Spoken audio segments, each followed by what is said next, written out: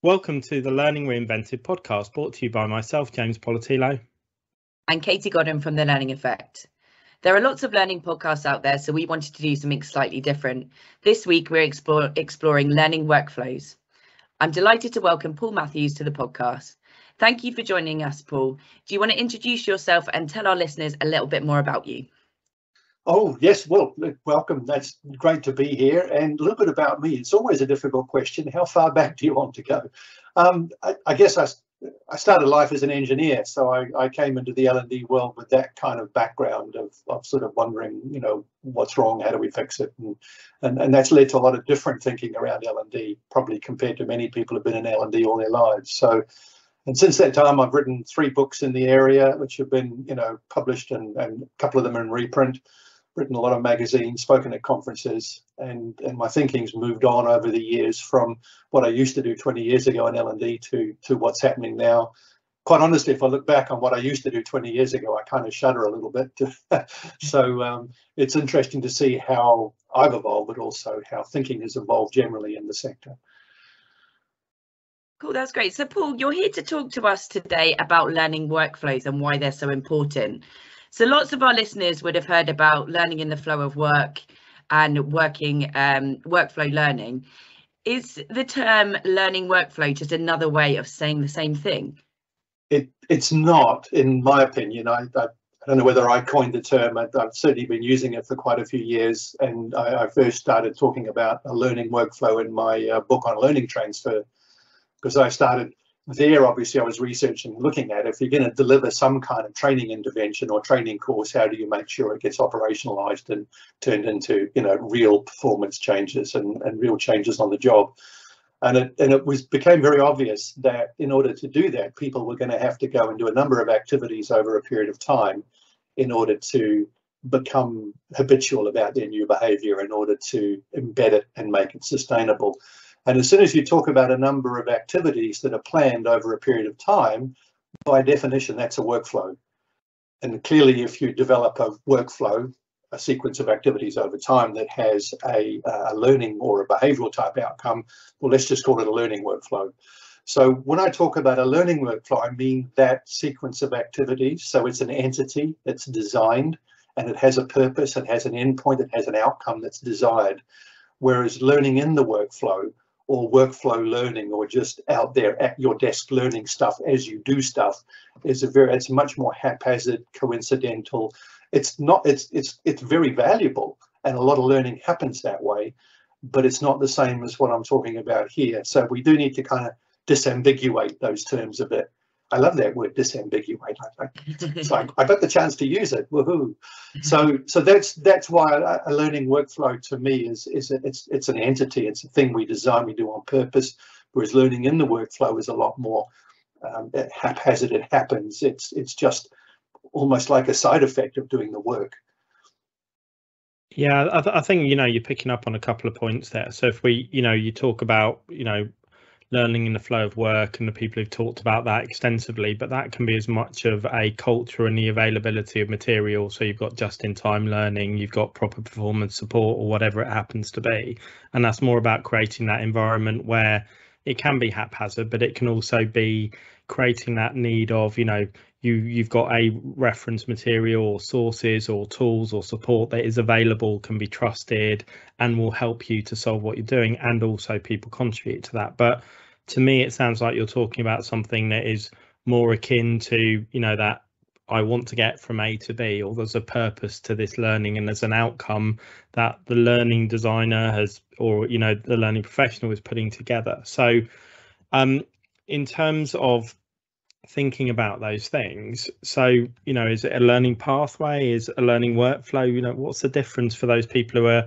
used to developing pathways of learning in their role? What is the difference? Well, I think you're quite right that it's fundamentally different to that learning that happens, from a performance support system or something. And of course, the goal of those is to help people do their job. If they happen to learn something alongside using that performance support system, that's great, but they don't necessarily have to, because they can use the same performance support system again tomorrow. Yeah. So, and of course, what they learn while they're doing that, there's kind of not a lot of control over that, in the sense that you can put those materials there but they will learn what they learn. And the other thing, of course, is if they don't have those materials, that performance support, they'll end up learning how to get by without them, which might not be ideal. So there's this whole idea of we're not sure what we're getting when the learning's just happening out there in the workflow in that kind of, well, it side effect type way. And then you're also right in that when I talk about a learning workflow as an entity, I am definitely talking about something that's purposeful and designed. And it is different to what you might call a content pathway or a sequence of bits of material to go and learn in a sequence, which is what you can do on many LMSs, for example. You can say, you know, here are these particular resources, go and visit them in this order and go through them. But that's still just literally a whole bunch of content delivered, not one event, but perhaps several, but still a very kind of event-based. The navigation of the journey you mentioned is also a nice analogy. I sometimes use the sat-nav analogy.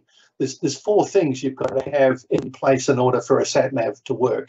You've got to know where you are now, obvious. You've got to know where you want to get to, also pretty obvious. You've then got to have some turn-by-turn instructions to get from where you are now to where you want to be. And those are designed, usually sat-nav, obviously, it's an AI that does that design for us. And then, of course, the 4th thing that has to be in place is you have to actually follow the instructions or you're not going to get there. So the driver has to do what they're told from those instructions. So those 4 things need to be there. And the same basic 4 parameters or 4 critical success factors need to be in place for a learning workflow. You've got to have an idea of where you're at right now behaviorally. You've got to have a pretty good idea and clarity over where you want to get to behaviorally. You then need to design those turn-by-turn instructions to get people from where they are currently to where you want them to be. And then you need to be able to ensure that they follow those instructions. In other words, they hold them accountable in some way for doing those turn-by-turn instructions that will take them from their current set of behaviors to that new design set of behaviors.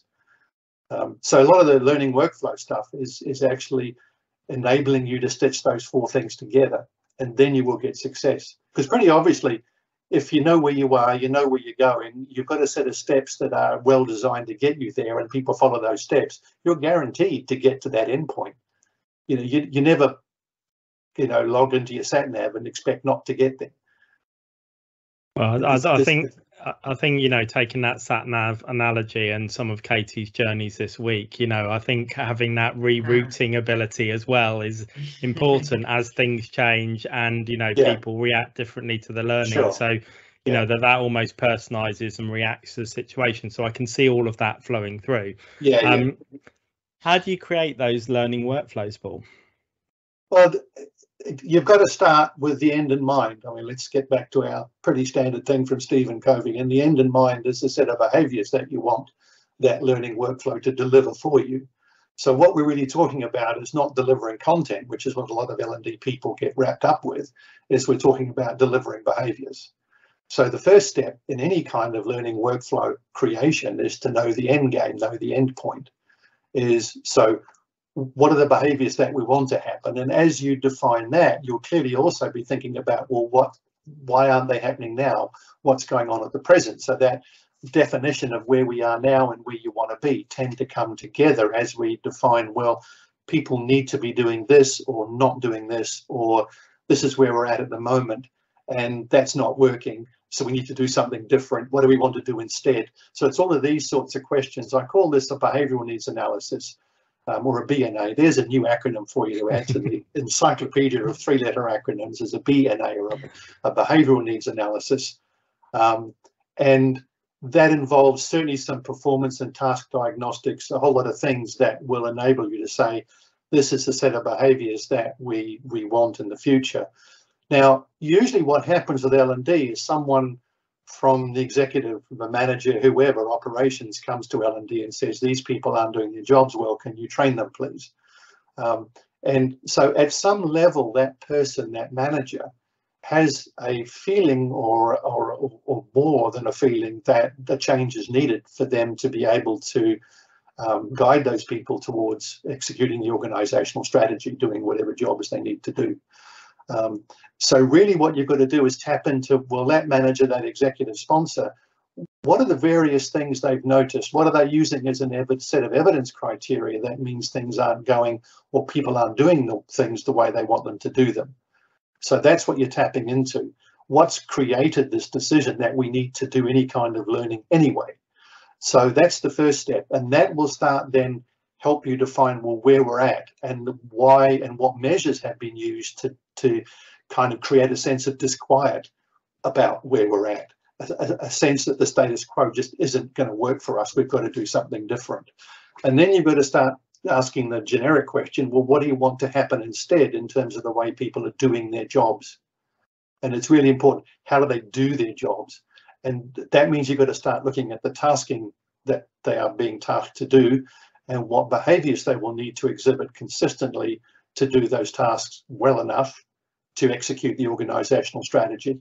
And then what you can do is start thinking, well, given that particular behaviour, I don't know, having a courageous conversation or something like that, you know, feedback, what sorts of skills might they need to practice in order to be able to stitch those skills together into that behavioural output? In the way like a golfer might deconstruct their swing and practice different parts of it and then put them all together again to go and do the full swing.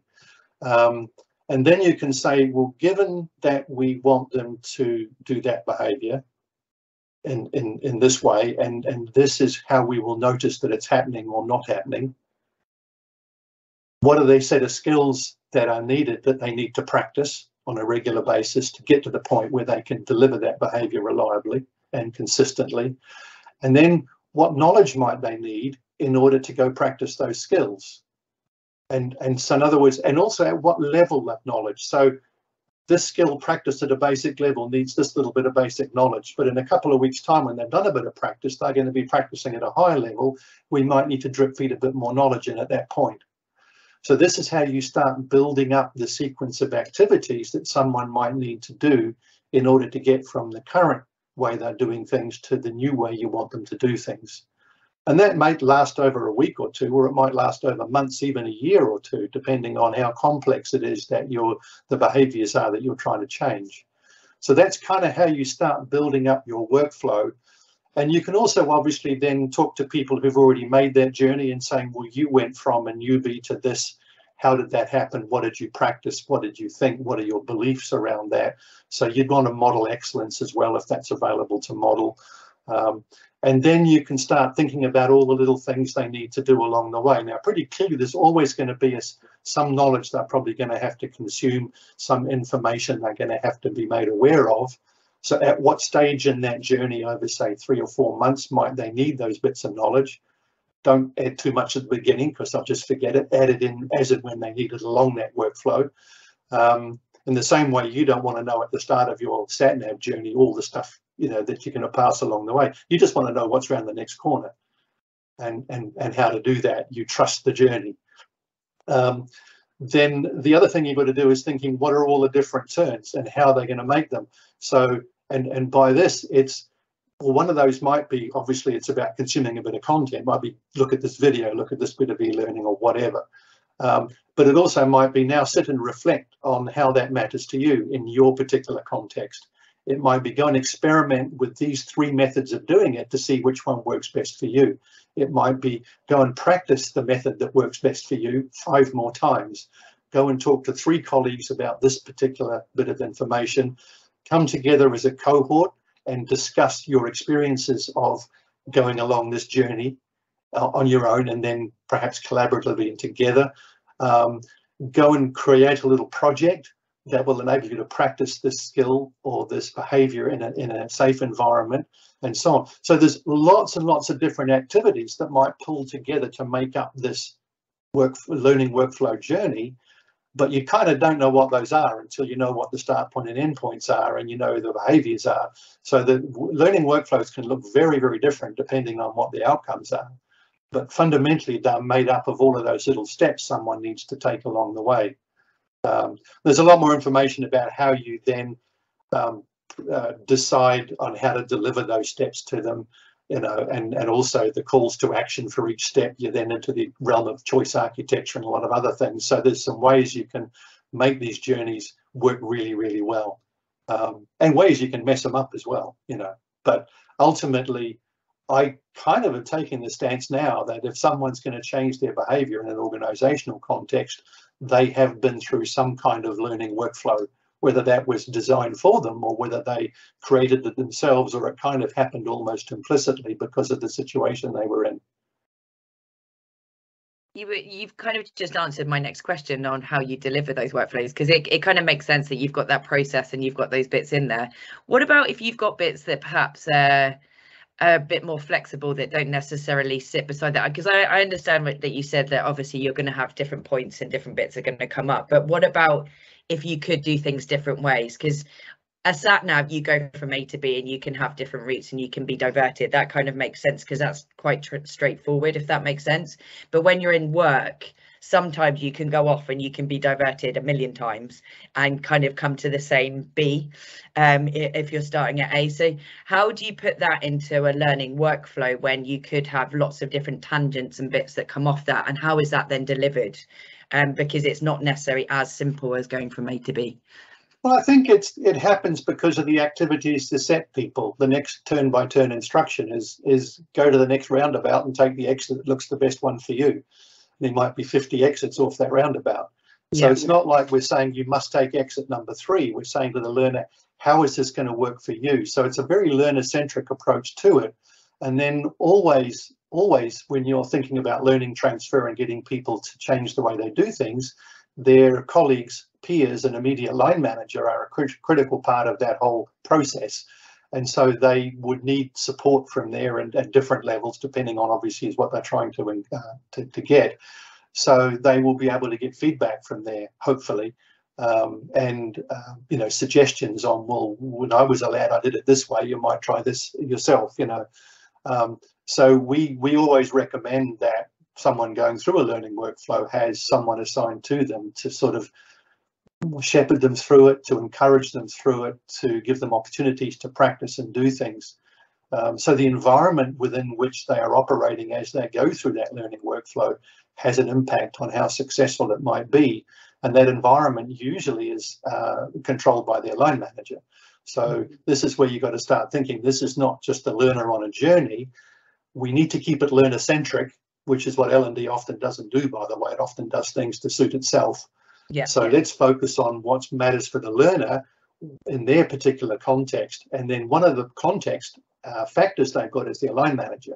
So with that line manager on board, then they can add in their own things. So in a way, that line manager can almost say, well, here's your generic journey, but as a line manager, I can customize that as it's delivered, while it's delivered, to add these little bits into the mix. So, okay, this activity is coming up this week.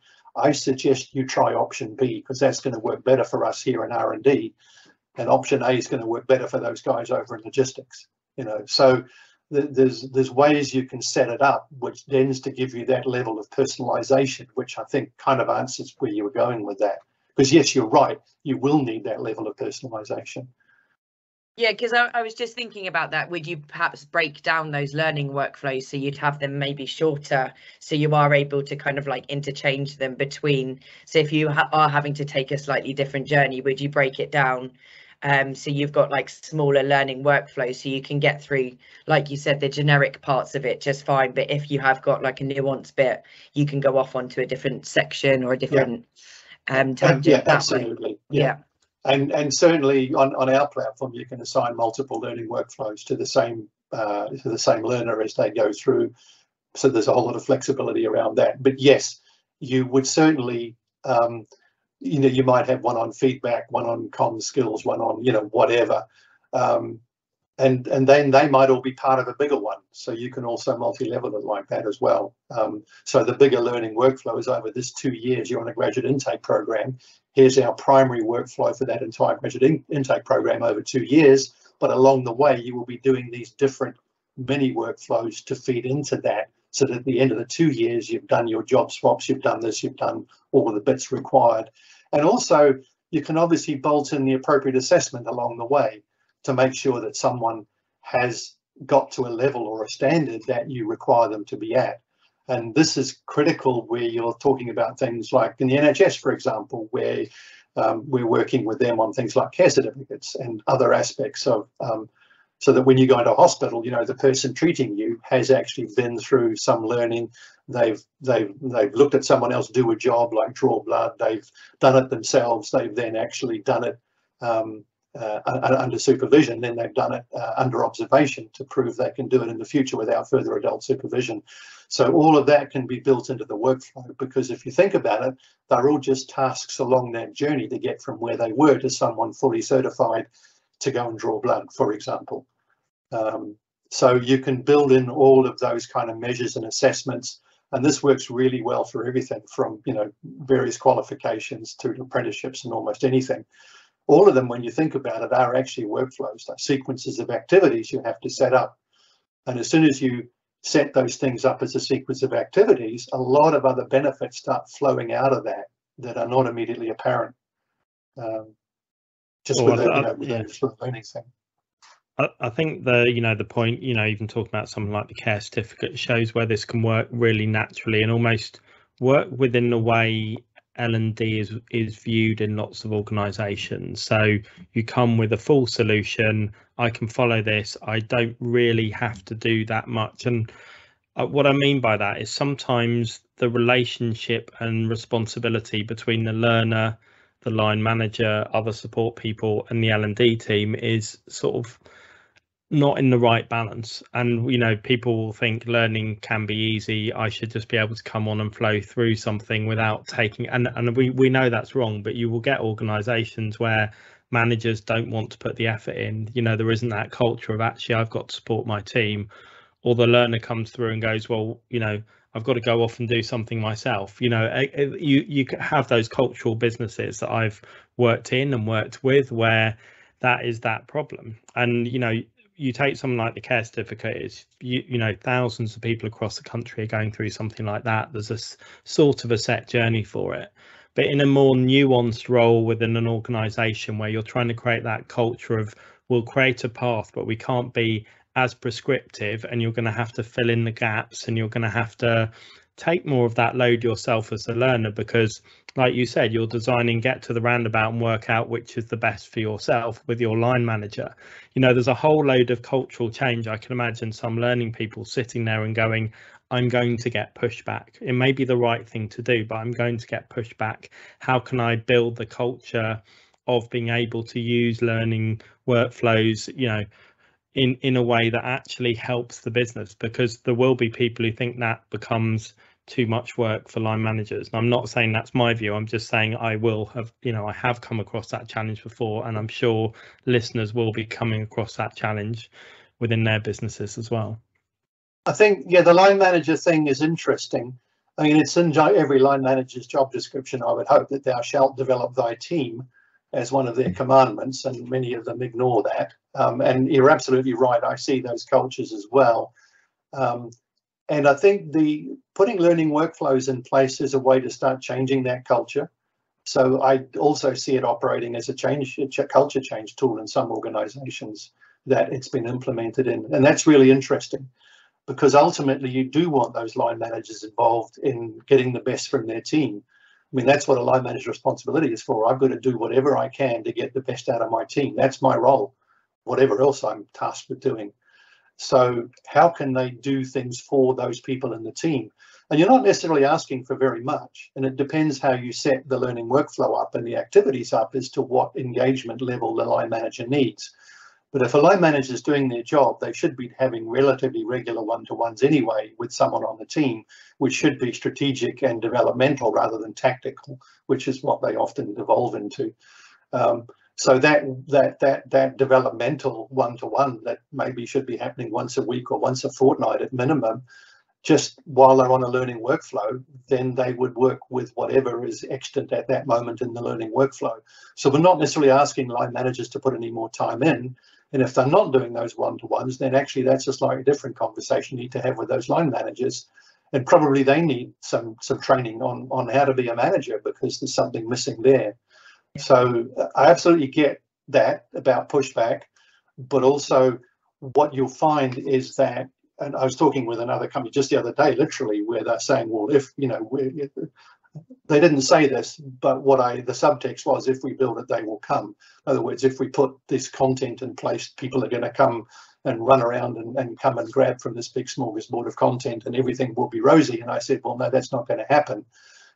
Primarily because the culture in that organization was, as you described earlier, where learning really wasn't a big thing for most people. If somebody already has a strong learning culture, that sort of thing will work. But in many organizations, that's not the case, and it certainly wasn't in this one. So we started talking with them about, well, if you can, what you're trying to do is get people to jump from a largely spoon-fed L&D provision into a self-directed provision, where then L&D becomes a curator and facilitator to help them with their self-directed learning. And that's a huge leap, and generally learners won't make that leap, and certainly they won't make it on their own in an organization where the learning culture is fighting that leap if they try and make it. So if you provide a learning workflow with a structure, you're kind of saying, here's the things you need to do. You're providing a halfway house between those two extremes of completely spoon-fed and self-directed. And the way you set the activities up, you can set them up to be either more self-directed type activities or less self-directed, more mandatory. So you can set the instructions and activities up to suit the culture. As that evolved, you can obviously evolve the way that you design those activities, in the same way that if you have a sat-nav journey, you might well plan differently depending on whether you've got a Mini or a 10-ton truck. You're going to need slightly different journeys depending on the environment around and the people making the journey.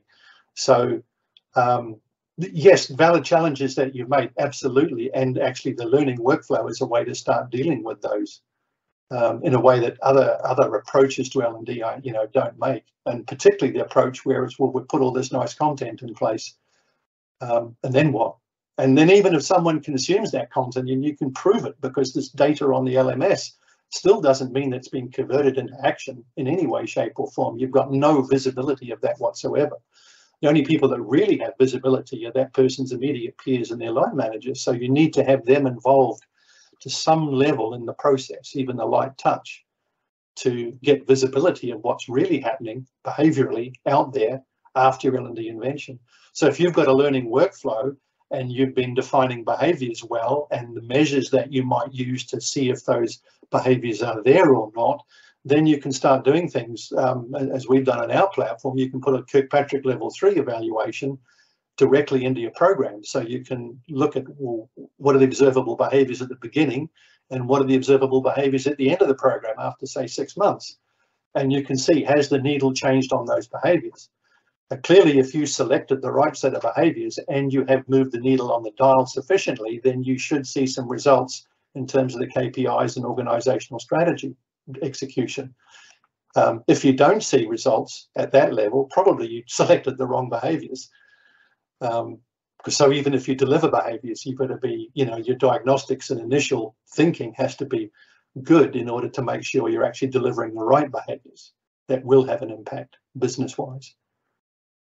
Do you find people that are using your system, do you think that they are able to remove perhaps some of the other processes that kind of sit in the background? Because we talked about like managers having to do maybe a bit more, but does it actually remove that need? Because if they're able to analyze people's workflows and stuff like that, and I guess they can have conversations with them either via the platform or however you do that, are they able to, does that kind of remove the need for perhaps like appraisals and stuff like that? So are you reducing that or kind of adding to it? Like, how does that kind of work? I don't think you're replacing some of what they do with some stuff that works a little better. I don't think overall you're reducing the load of someone's need to manage people in their team by any means. You still need some kind of appraisals process. But having said that, if they've been on a number of learning workflows over time, there's going to be a better rapport,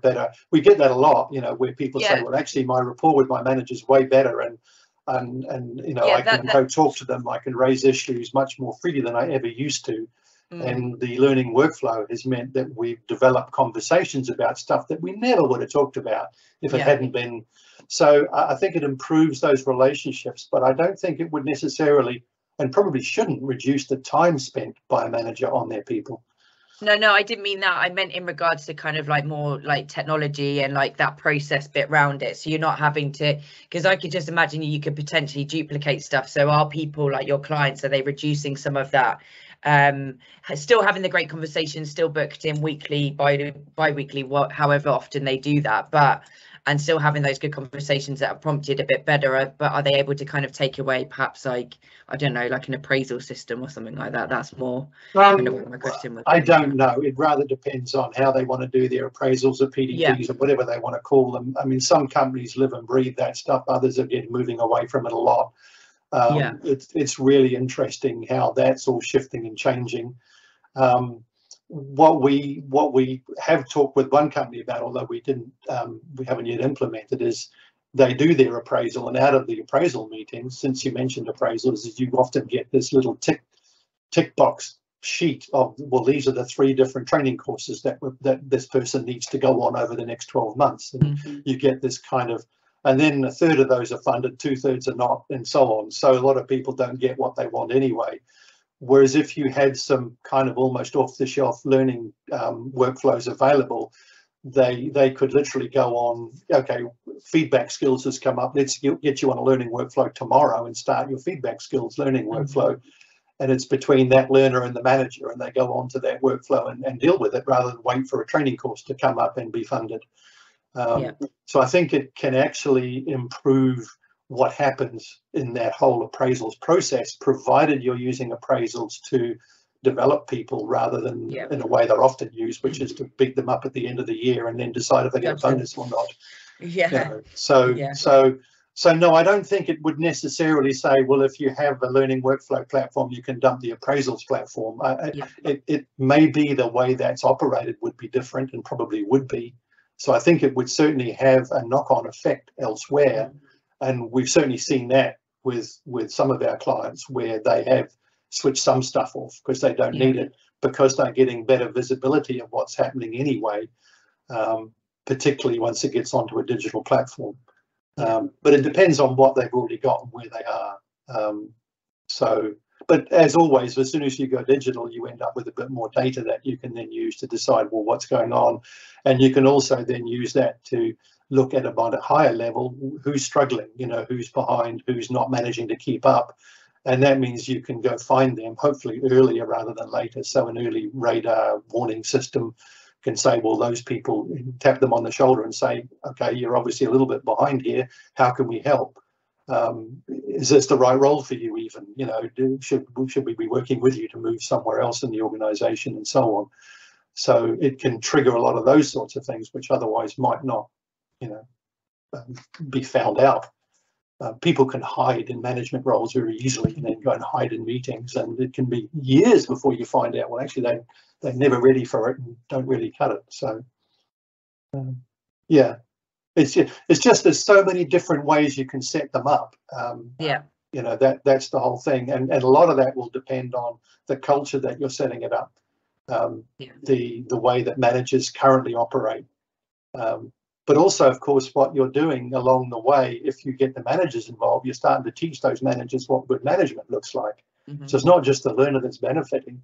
And we've had that sort of feedback from users as well. The managers are saying, this was brilliant. It's been used for like onboarding, and the manager's saying, this is great. I don't have to have my own onboarding checklist. I just follow what the system says. I just look, well, what are we doing today? Okay, here we go, and it means there's a lot of consistency. So it is certainly saving people time in those kind of scenarios.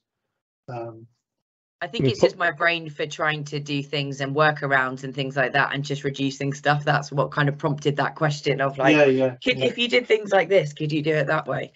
I think that's very dependent on what's there already in an organisation. But yes, we certainly have seen that kind of thing happen where organisations, in fact, one we're working with right now is turning off one of their systems in time once ours is more established there.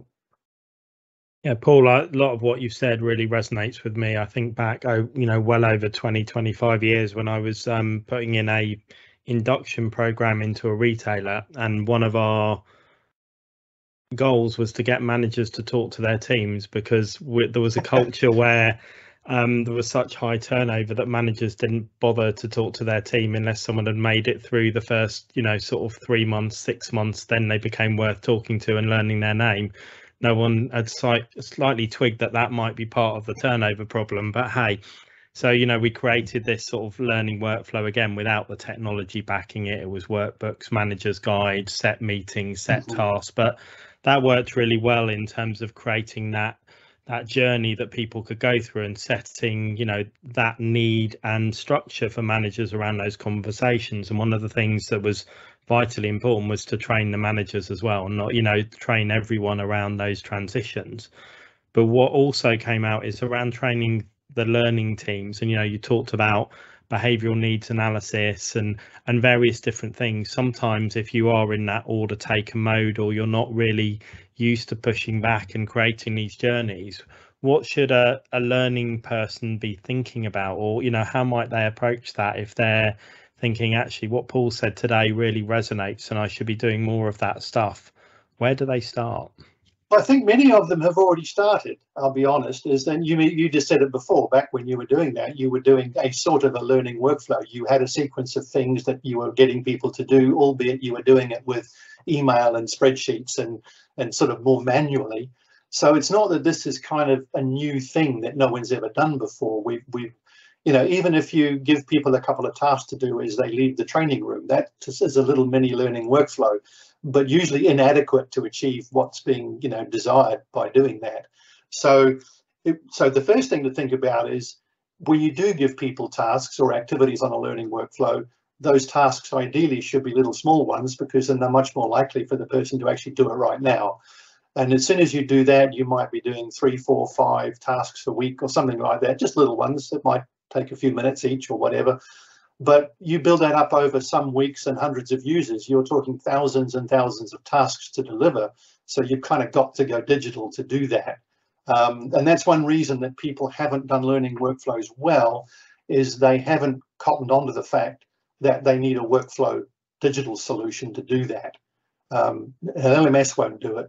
And also, if you go and use any of the kind of more standard workflow solutions that are used for sort of running, I don't know, transactions through an insurance company or something like that, those don't work very well in a learning context. So that kind of idea of a learning workflow platform, or an LWP, there's another acronym for you. Woohoo, that's 2 in this session. Collect them today. Yeah, so an LWP, or a learning workflow platform, is really important as a way to deliver. So that's one thing they need to be thinking about, is if we structure this learning workflow well, with lots of little mini activities spread over time, we're going to have to go digital to deliver it at scale in any way, shape or form.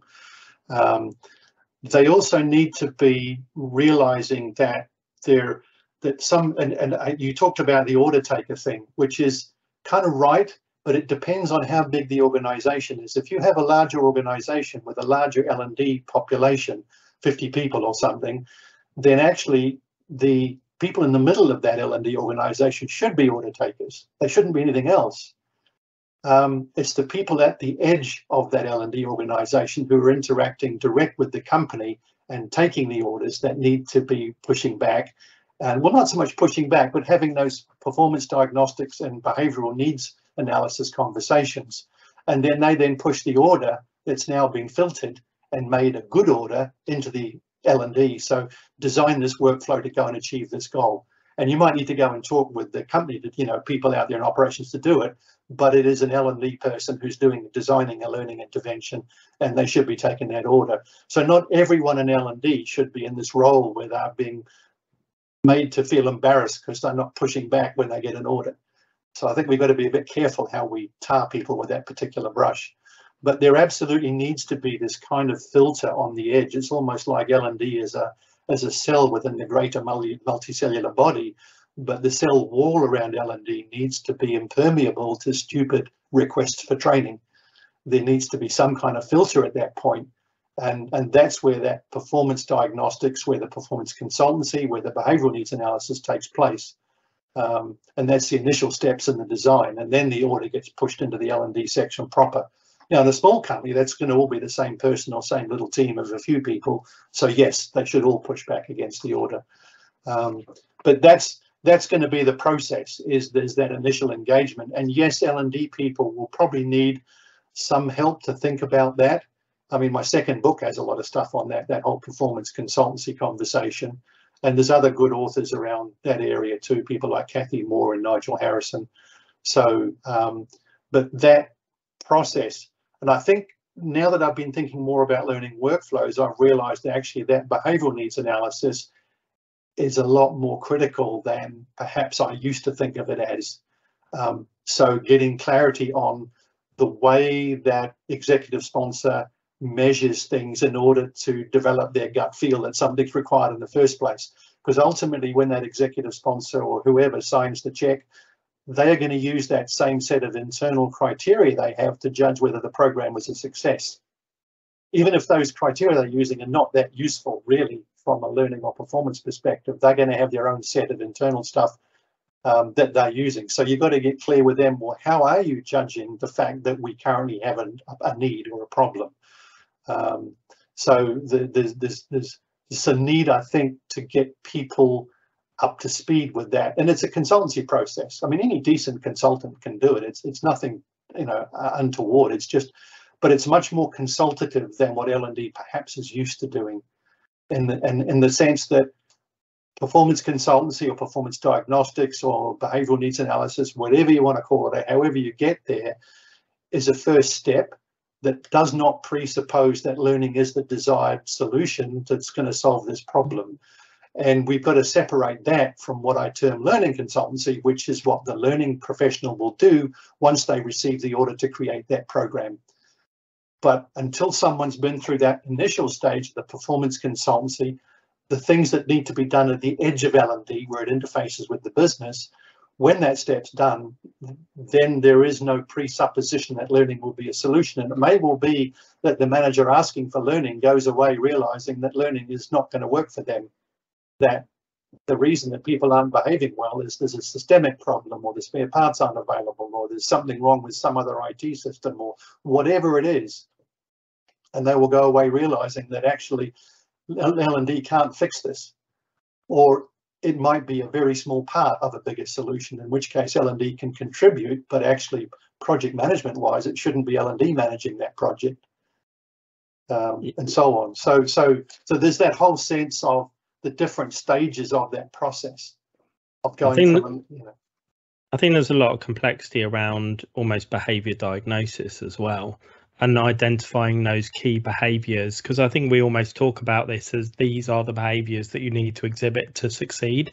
I think that's sometimes oversimplified even in that one sentence, because I was reading something about coaching in sport and how they were looking at the passing accuracy of football players and looking at analysing how much someone was scanning the pitch. So were they, when they received the ball, effectively were they situationally aware of what was going on around them, and did that then lead to greater passing accuracy and ball retention and whatever. So they're looking at some fairly logical steps to do that, but there was so much noise around the edges of, was that a key criteria or was it not? Was that a behavior that they should be investing time into scanning, or was it actually about the confidence of the player to believe? And there were so many different behaviors and views mixed up in there that sometimes I think when we're in that diagnosis process and we're talking about a behavioural needs analysis,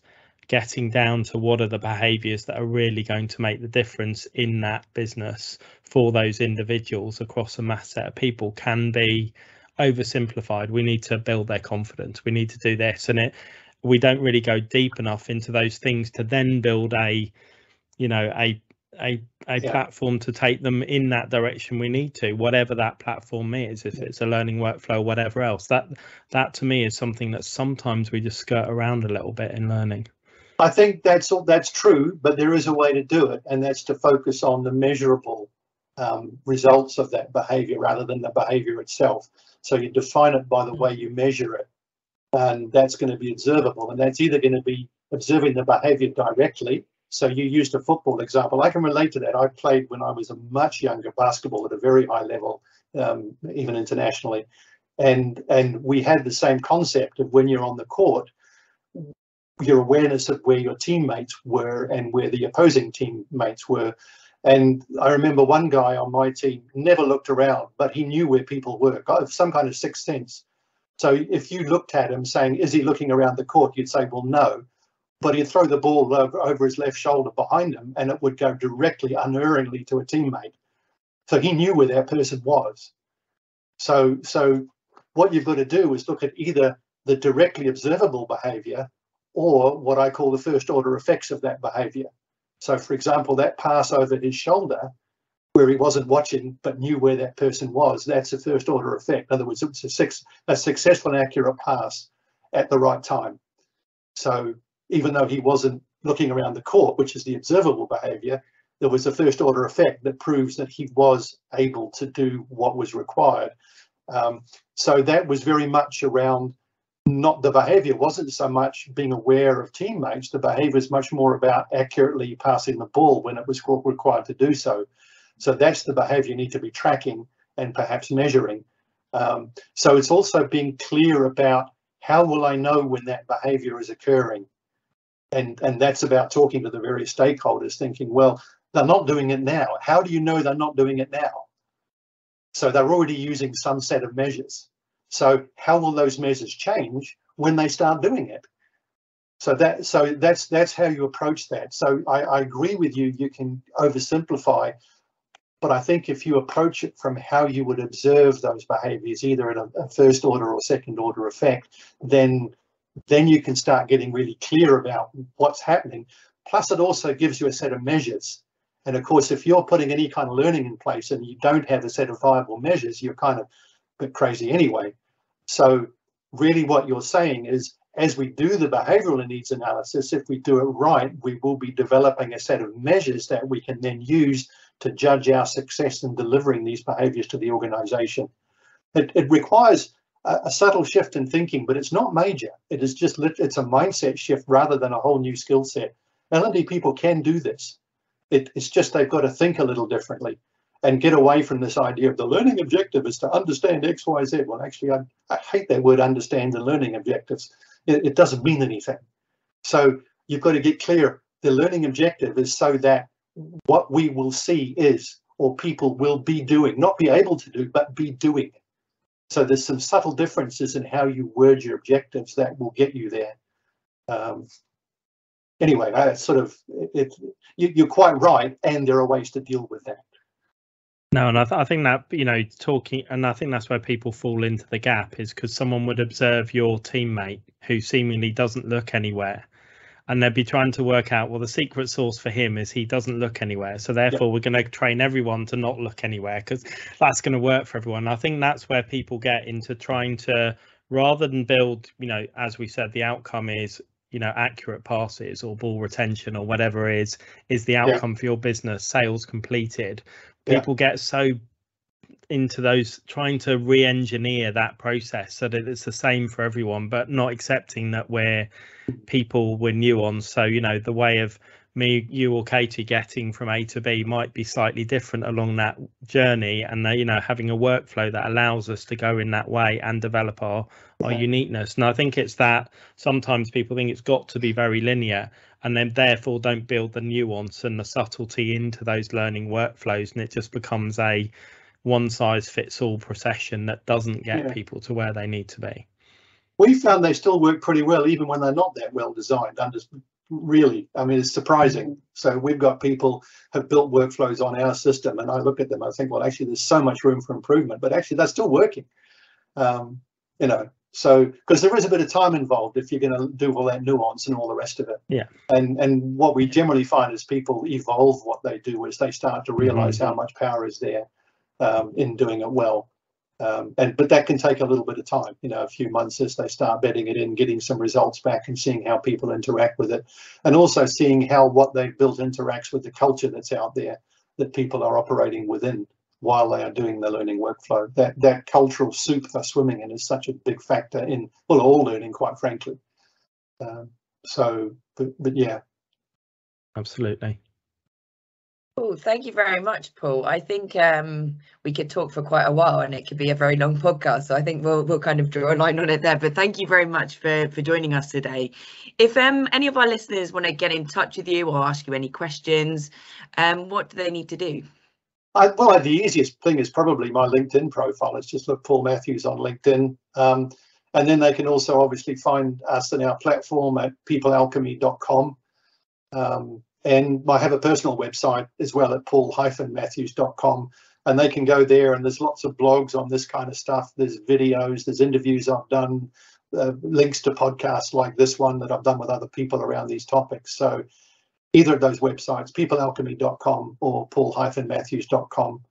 And they're on my LinkedIn profile. So do link up on LinkedIn, and if you want to ask any questions, I'm very happy to answer. I love talking about this stuff, and I think it's just great for the sector. So, you know, I'm not trying to hide anything. I'd rather get it out there and help people make useful changes, whether they use our platform or not. It's kind of be fun if they did, but you know, hey, let's just make a change, because I think L&D has a huge lever it can pull that it's not aware of. And I'd rather love to help people pull it more to get better results for everyone. Oh, most definitely. No, we really appreciate you joining us today. And we'll put those links in the show notes below so people can get in touch with you as well. So thank you very much. Cool. Yep. Thank you, Paul. All the best. Happy heat wave, as they say at the moment. Thank you. Thank you for listening to this episode of the Learning Reinvented podcast. We hope you enjoyed it. You can register to join the Learning Effect community. The link to do so is in the show notes below. If you've not already done so, please follow our podcast. And if the Learning Effect can help you and your organisation, please do get in touch. You can find both James and Katie on LinkedIn, and our contact details are in the show notes below.